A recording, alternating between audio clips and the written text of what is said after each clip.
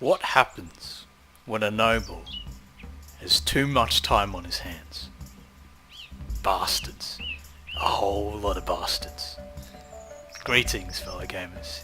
It has been about 6 months since the last development update, and a lot has changed in Dead Monarchy. Today, I will be going through the base mechanics of combat and the general rules or gameplay that will take place in the demo. So, we'll take a look at the mercenaries that will be partaking in the tourneys, be going through combat, and we'll probably get into some combat ourselves. These videos will probably serve as kind of like a pseudo guide as well, so feel free to refer to them if you need help in the demos, more or less because right now I don't have the time to write a wiki, even though that is something that I would love to do in the future. So without further ado, let's get into the introductions. We have Sir Edmund, the Gilded Knight from House Stanek, along with another knight from House Stanek, Sir Uther. Well-trained peasant slayers. We have Adolf, the Fisherman, Hertwig, the Convert, Hans, the Farmer, and last but definitely not least, Alwin, the Bastard. Hopefully Alwin survives, because I'm kind of basing the whole demo video series around this guy, just because I feel like that he should be the main protagonist, not the knights. Okay, so let's dive into stats. So you've got might, even though the tooltips refer to it as strength, it is might. I do need to change that. So might is basically your health and also how much damage you'll do.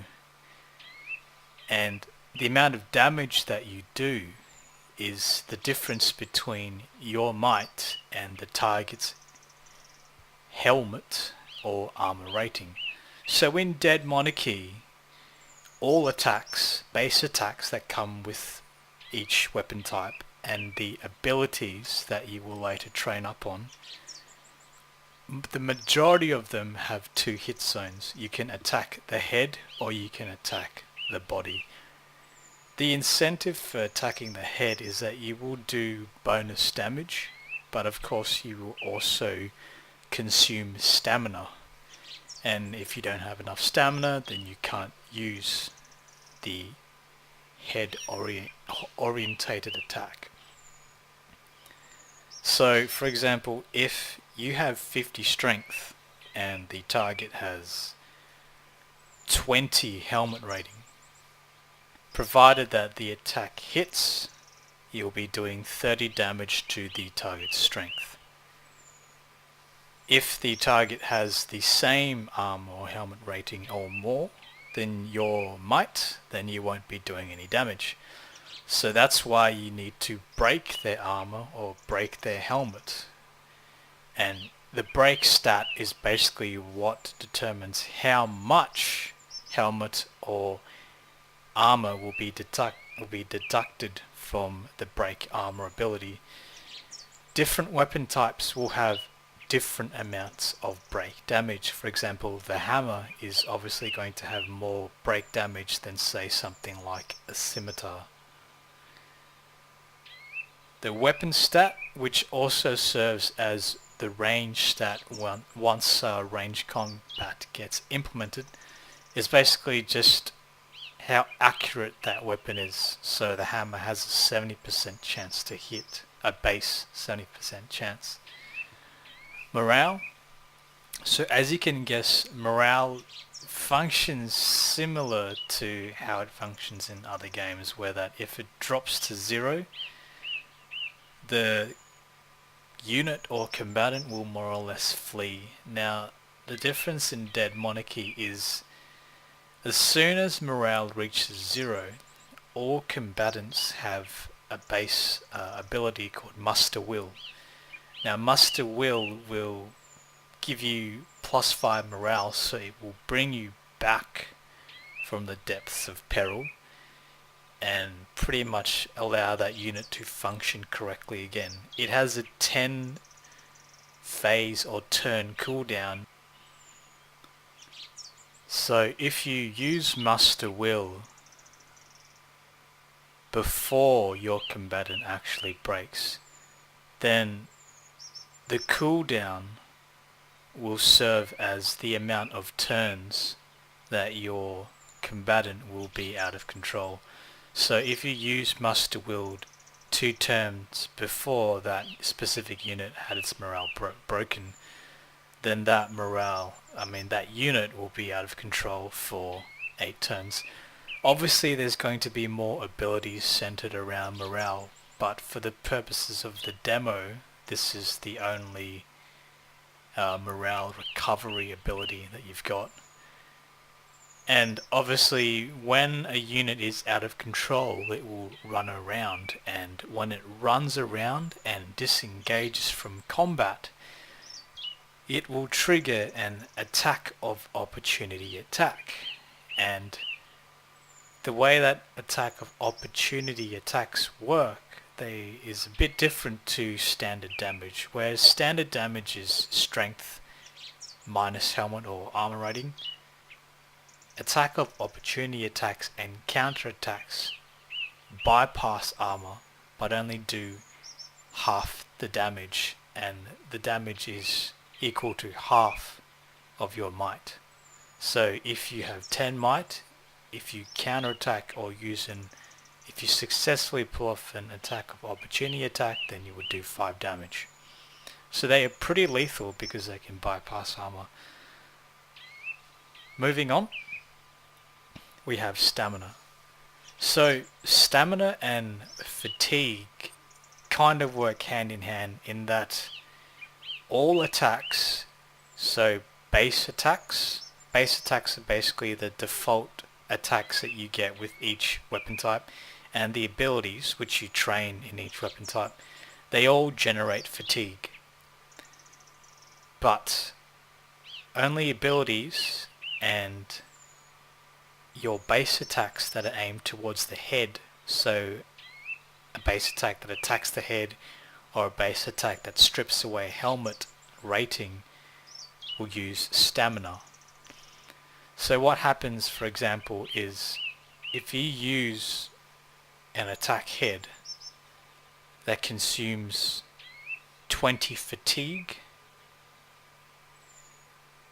the next time you use that ability again, you'll consume 20 stamina as well. So the amount of stamina that you consume is based upon how much fatigue you've built up. You can always attack the body regardless of how much stamina you have left, because it doesn't require stamina. Despite the fact that it will build up fatigue, it won't cost stamina.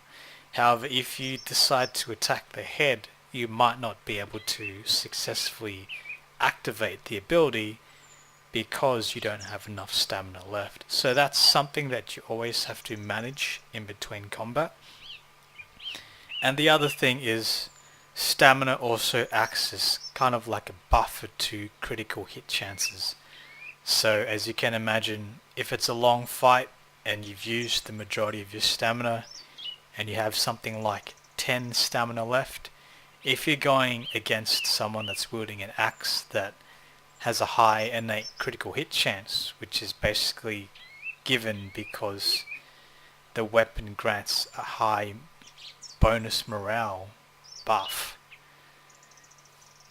then you're going to most likely be hit with a critical hit. So if the guy with the axe has 75 morale and you have 10 stamina, then the chance for you to be critically hit is 65% chance.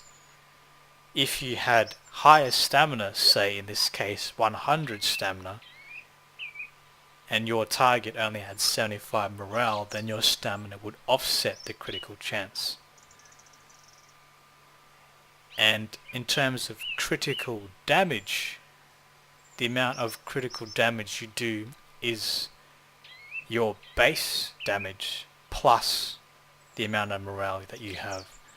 So let's say if you had 20 strength, the armor had 10 helmet rating, by default you would do 10 damage. But then if you critically hit, you would do an extra 25 damage if your morale was 20, meaning that in total you would do 35 damage. And then, because you're attacking the head, you do an extra 25 damage. So head attacks are pretty brutal, but they are very consuming. And what you'll find is that in longer fights with enemies that have a lot of helmet rating, that you won't actually be able to break or reduce their helmet rating down to a sufficient amount in order for you to pull off an attack before your stamina reaches 0. So sometimes it's not always good to attack the head. Despite it doing more damage, you might basically run out of stamina before you're able to actually attack the head. So in cases like that, it might be better to strip down the armor. Now, it's probably worth mentioning as well that because this is a demo, the abilities are somewhat limited as well. So in some cases you might be drawn into fights that would normally take not as much time in the early access version or full version of the game because you've got more abilities available to you. Anyway, moving on, now that we've covered the majority of the stats, guard is basically block chance. So if you have 75 guard, then you have a 75% chance to block. And so the weapon types will all grant different types of stats. It's worth mentioning now here too that compared to other traditional RPGs in Dead Monarchy, you don't have stat points. You have skill points that you can use or that you can gain to increase your skills and to acquire more abilities.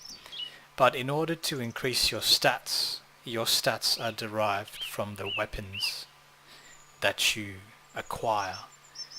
And so what this creates is, well, it gives me more things to work with in terms of creating unique weapon classes.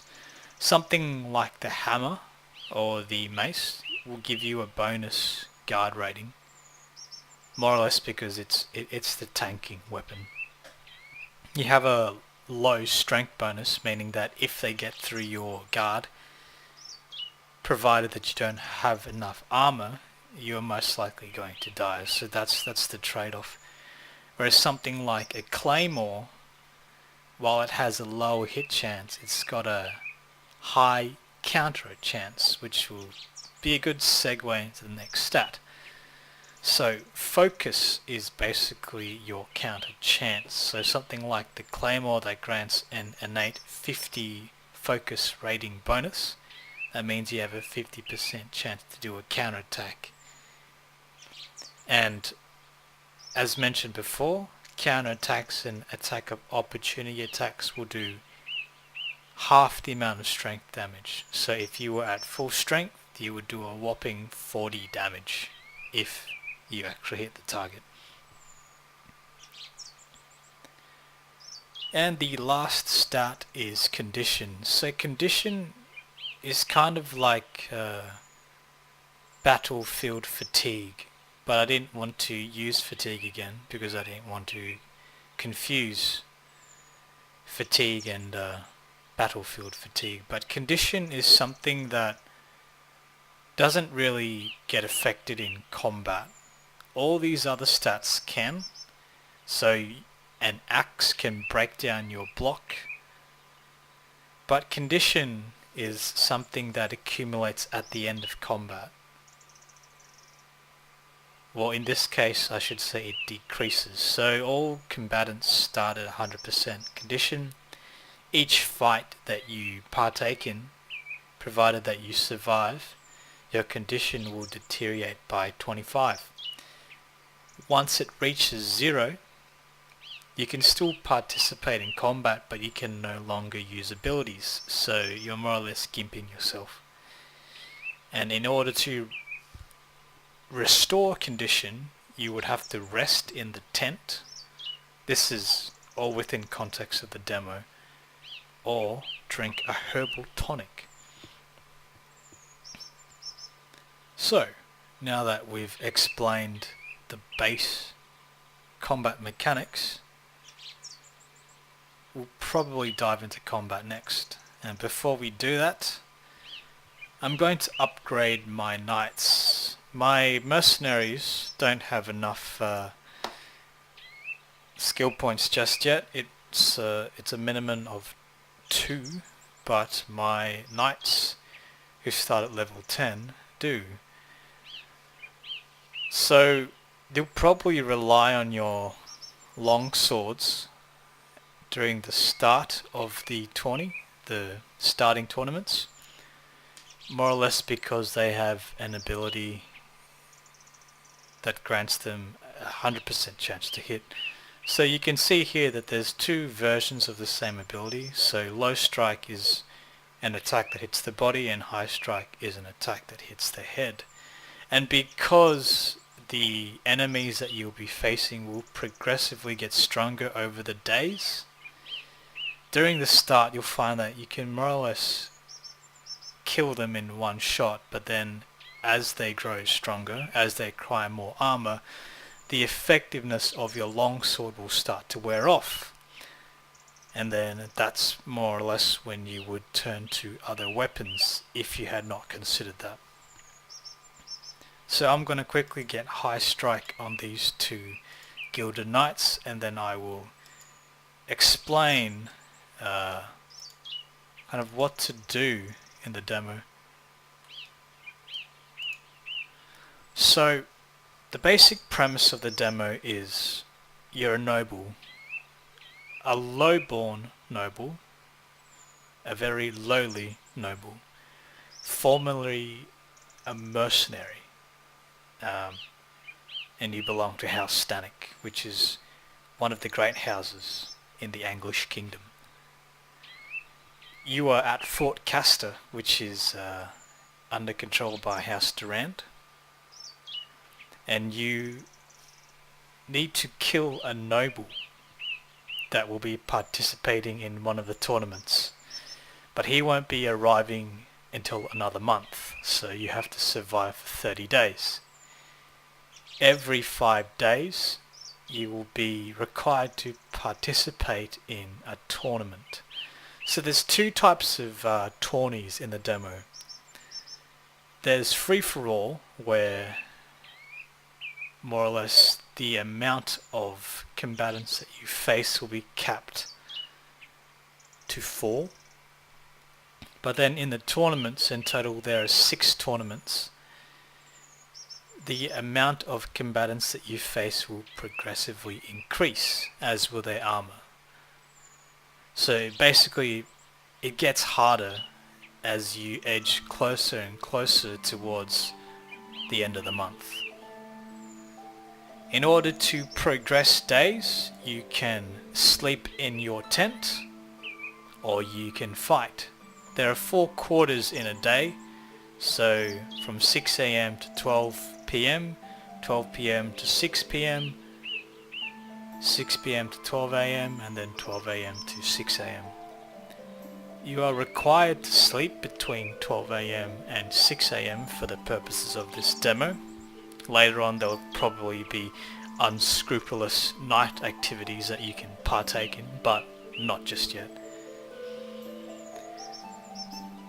Resting, as mentioned, will increase your condition by 25, which is essential if you want to keep your fighters in top condition. At 12 PM you can visit the blacksmith, so during the first quarter of the day you can't. So if you had a rough fight the day before, you have to consider whether or not you really want to go into a fight at 6 AM. Now the reason why you might want to be considering to fight is that there are more or less resources that you have to manage. So when it comes to managing your company, all combatants have a daily wage and a daily food intake. Your knights won't have a daily wage, but they will eat a lot of food, so 5 units of food. Fishermen's, whilst this guy has a pretty high daily wage, he doesn't eat a lot. And then you can see someone like the bastard doesn't really acquire a lot to get him going, but he eats a lot of food. So the only way that you can acquire food is by participating in what you would call like a duel, an unofficial tournament in where you provide entertainment to the peasants for food. The other thing is gold. Because the majority of your company consists of mercenaries, they all require gold. So in order to gain gold, then you would need to participate in a small scale duel, and there will also be huge payoffs if you're successful in a tournament. It's worth mentioning now here that let's say you make it to day 5 and you fail, your company gets butchered by the competitors, but you have one lonely mercenary left that's resting. As long as you have one mercenary, it won't be game over. So game over is when your company has 0 recruits, and the victory condition is when you defeat the final boss that arrives on the 30th day.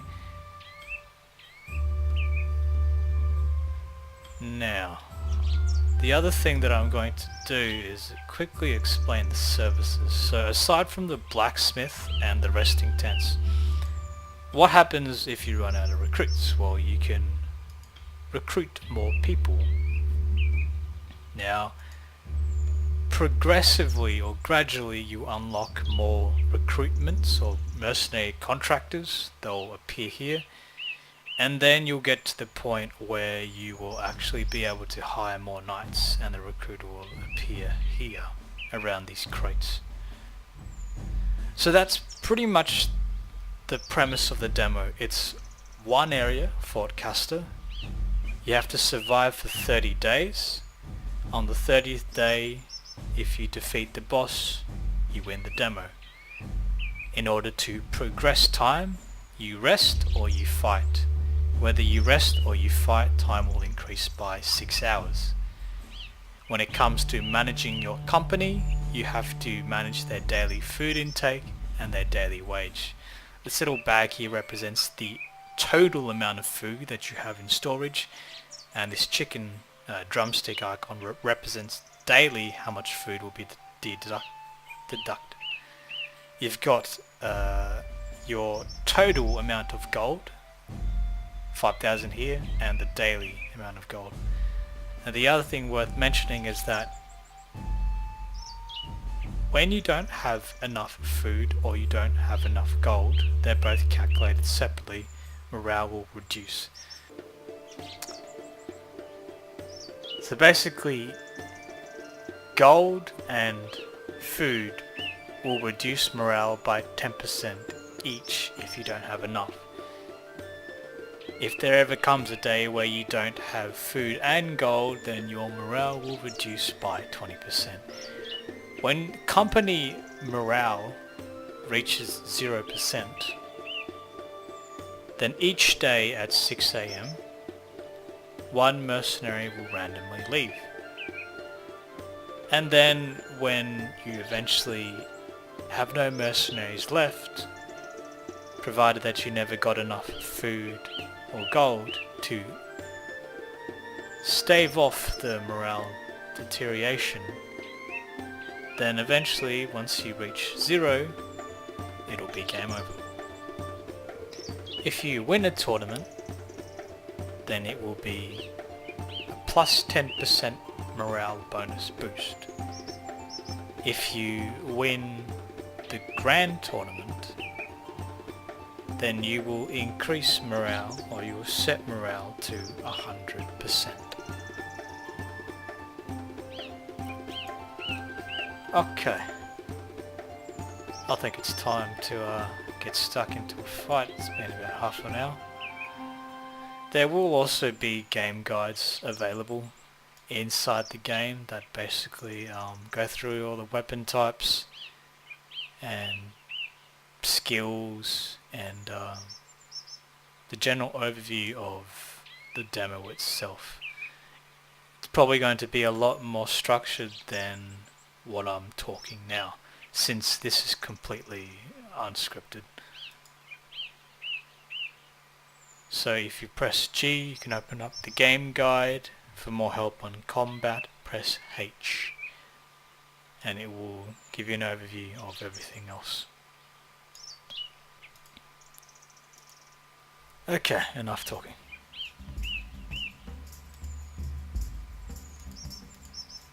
I'm going to bring in the bastard.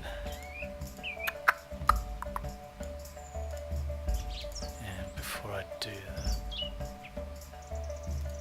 give him a claymore.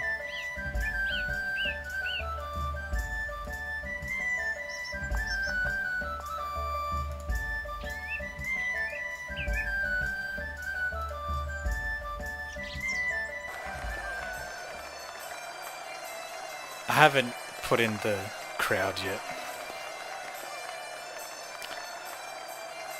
So tournament combat is more or less only one type of combat. So because it's a melee, it's supposed to be chaotic. The engagement times are meant to be fast.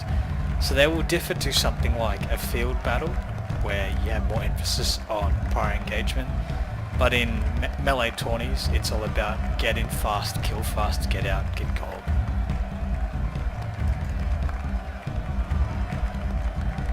So it's worth mentioning that actions are queued. So rather than seeing the result of your action trigger immediately per unit, all your actions will trigger at the end of combat. So this guy's got 10 helmet and armor rating. I've got 80 strength, as you can see here. Bastard strength. 60% chance to hit. But this guy's also got a 75% chance to block, but I'm going to go for it.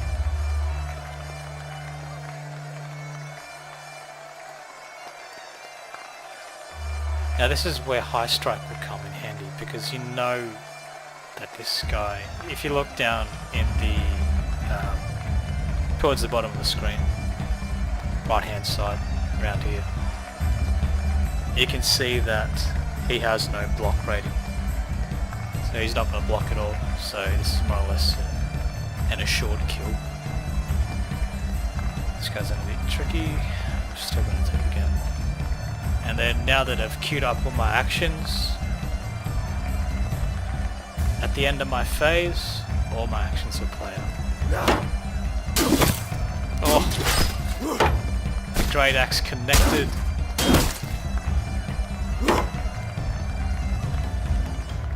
That's the other thing, the combat camera, you can zoom in right in and you can see all the details on the armor.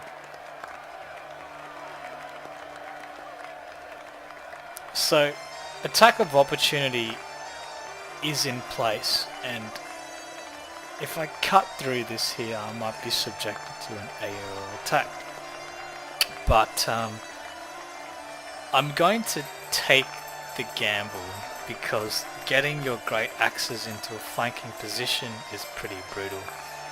And this is where the queued actions kind of really start to shine, in that you can create dilemmas, I guess. For example, if this guy didn't have a shield and I had a 75% chance to hit,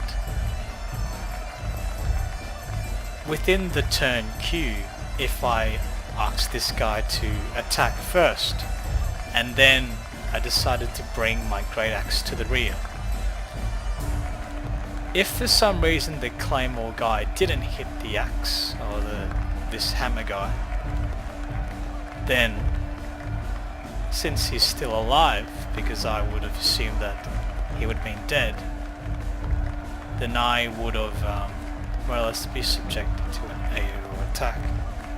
However, in hindsight, that's probably not a really good example, because why would I flank a guy that was already dead? Let's say, for example, a better example is if this guy could stun. You would assume that if he got stunned, you could move past and get into a nice flanking position. The other thing is all units have timers. You got 1 minute per unit. The timer will pause if you switch to another unit. So because I spent too long talking, I couldn't actually do anything with my great axe. But I'm going to get my claymores into flanking position. Oh! Never mind. Never mind. Got some loot.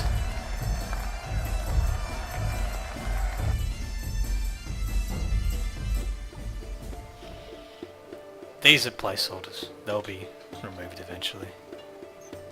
So condition has reduced by 25 for all the participating combatants.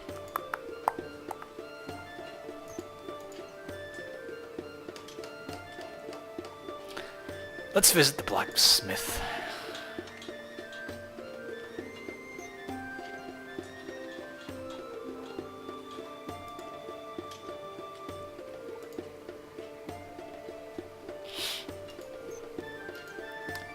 Ooh. So this is a tier 2 helmet. Now you might notice that the icons are color coded. I'm still working on the exact progression of armor. So these color coded icons may be a bit confusing initially. Essentially there's 5 tiers. You got brown is basic, green is sturdy, blue complex, purple majestic, and red is ancestral. Now the way that I've currently done it is I've divided each armor set, so each unique armor model, I've divided that armor model into 5 tiers. So within each tier there's different variation on the armor model. For example, the base armor model, the basic armor model might only have a plate, and then the sturdy version will have shoulders, and then the complex version will have gauntlets. So that's how I've currently done it, but I'll probably change the item and loot tier system to something more traditional, as in that all brown items are basically shit, and then, you know, green steadily gets better, because currently what will happen is that you'll see that this tier 2 helmet, which is a brimmed helmet, the green version of the brimmed helmet will still be better than an ancestral kettle helmet, so that's probably a bit confusing. But as I said, this is a demo, and this is what happens when only one guy works on a game. Ooh. So this is good. So I've got some rare tiered items appearing in the blacksmith. I'm gonna snatch them up for the bastard.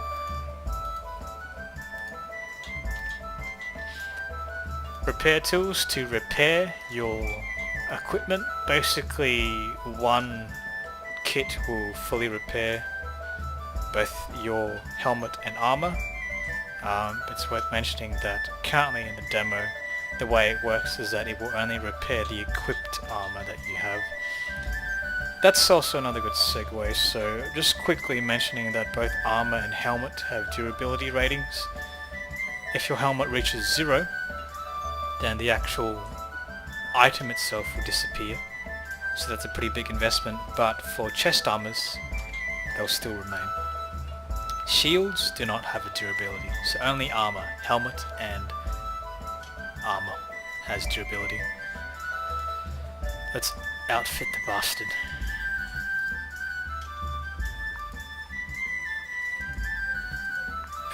Pretty good starting gear actually.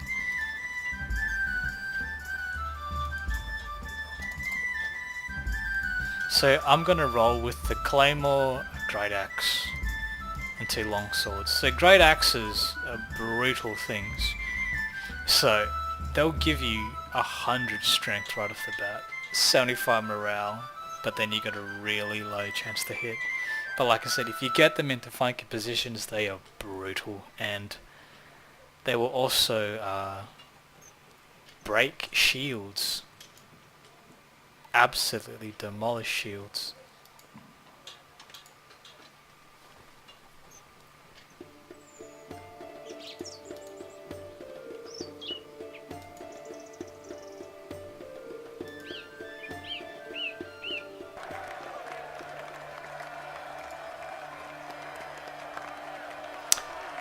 So I have 2 guys wielding Daitos and 2 macemen. I pray to God that the bastard will survive.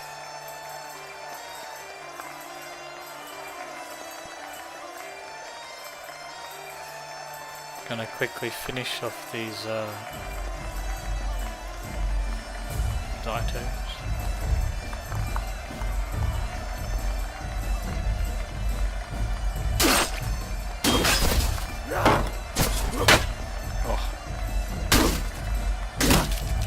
Been stunned. Let's take the gamble. Let's get these guys into flanking positions. Oh, never mind. Having said that, if you attack from the back, you'll get a 25% chance to hit and a 25% chance to critically hit. Attacking from the sides will give you basically a 10% chance.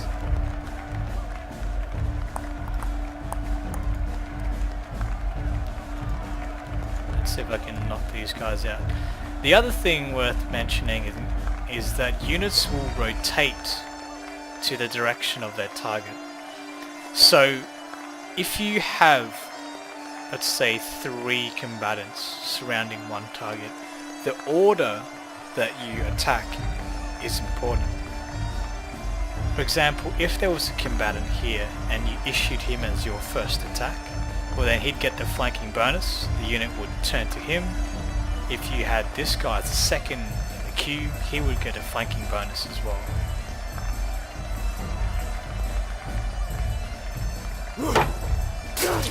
Oh, blocked. Let's get my, oh yes, let's get the great axe into a flanking position.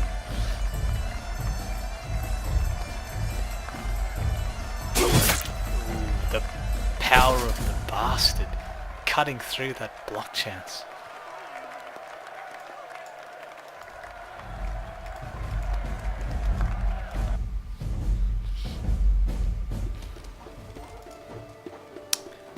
So it's 6 PM now. Starting to wind up. Still got room for one more fight. Okay. Split strike. So split strike can hit through shields. It can't be blocked, so you can more or less devastate a shield user with low armor. So that's pretty handy. Not to mention that it's got an innate high counterattack chance.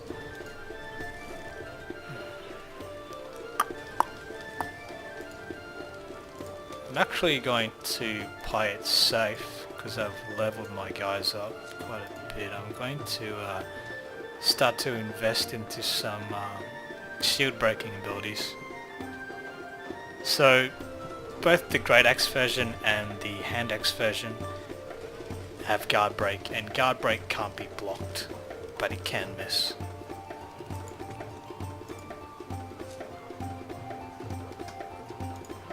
I'm going to pick up the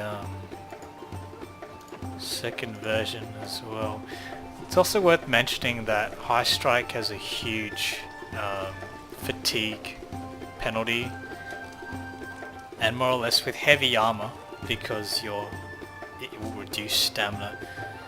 Using High Strike once will set your fatigue to basically 50, and then if you use it again, then you're going to be out of stamina.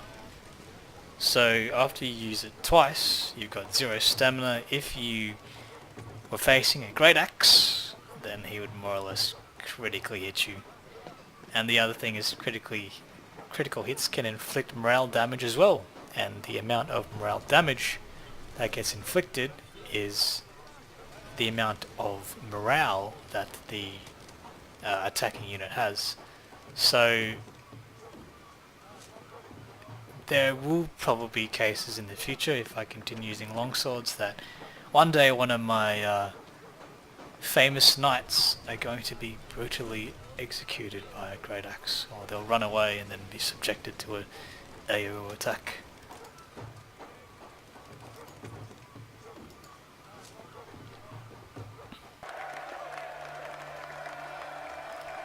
Two Datos again.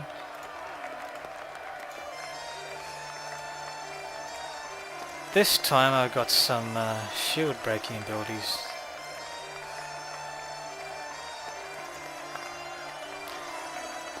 It's also worth mentioning that this demo more or less forms the basis of survival mode, and then eventually survival mode, or what I would officially call it is tourney mode, will branch out to become Monarchy mode, and Monarchy mode will have the Overworld map. So eventually tournaments will be relegated to like a side activity that you would do. You would travel around the world visiting different towns. You'd notice one town would have a tournament going on, and then you'd think, oh wow, this is going to be a great way to earn some money, but then also you're fighting more or less some of the best fighters in the realm. So one or two of your guys will most likely die, so that's a price you have to pay if you want to get some quick gold.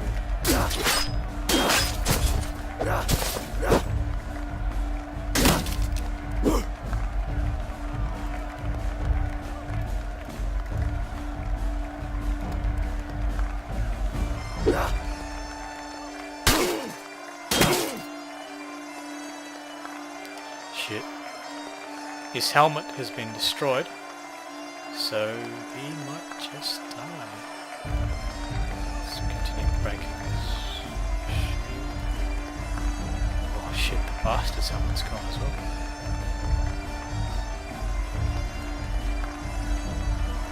Ooh.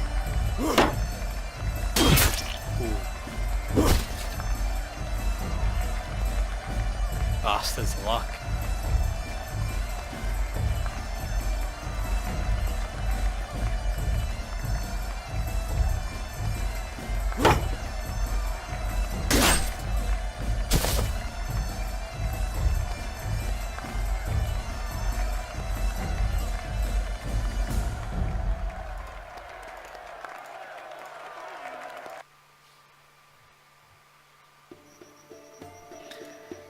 And it is night time.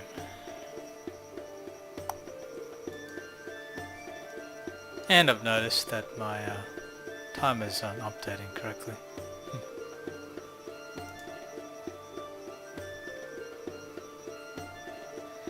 Alrighty, so that will be the end of